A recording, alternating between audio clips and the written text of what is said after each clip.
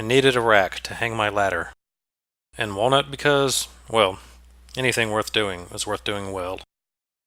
My ladder was just pushed over into the corner of the garage, and while it did fit into that spot, I had some other things that I wanted to put there.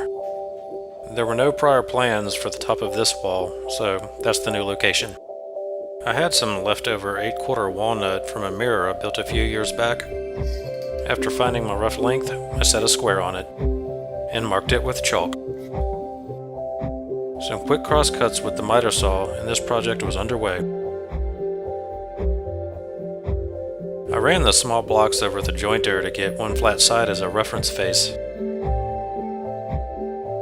I need a new jointer.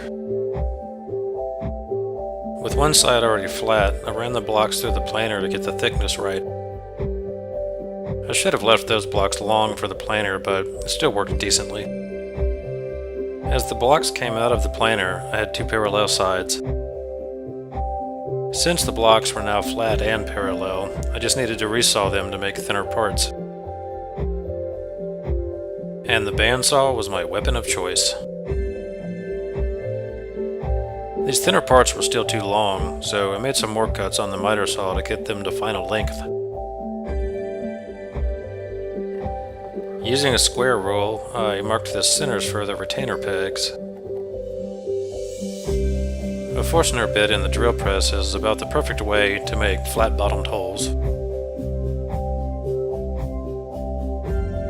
I needed to cut the two cantilever parts out of the same block.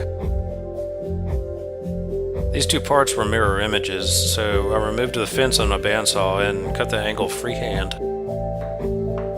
Back at the bench, I cleaned up the bandsaw marks with a hand plane set to take a pretty heavy cut. I broke out the oscillating belt sander to clean up all the sides, and break the edges.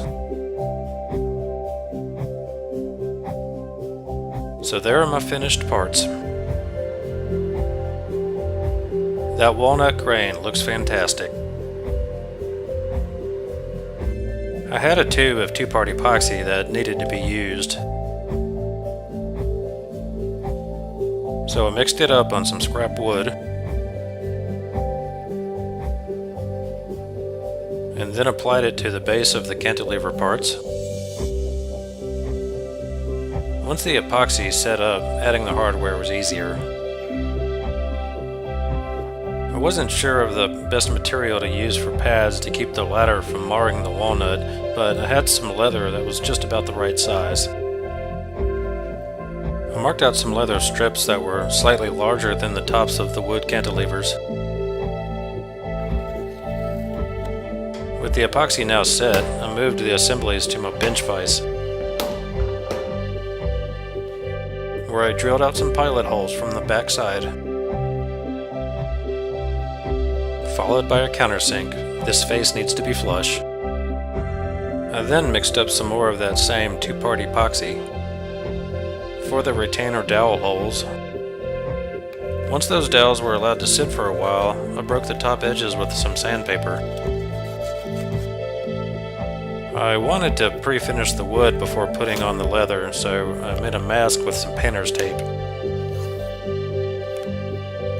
With my makeshift spray booth around the side of the house, I sprayed on some lacquer from a rattle can that I already had on hand.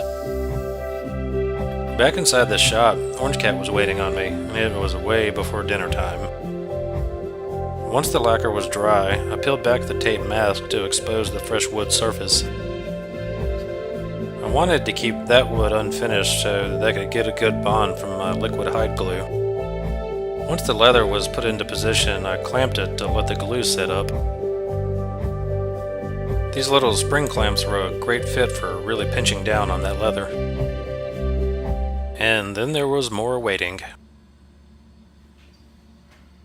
The clamps eventually came off and the leather edges were cleaned up.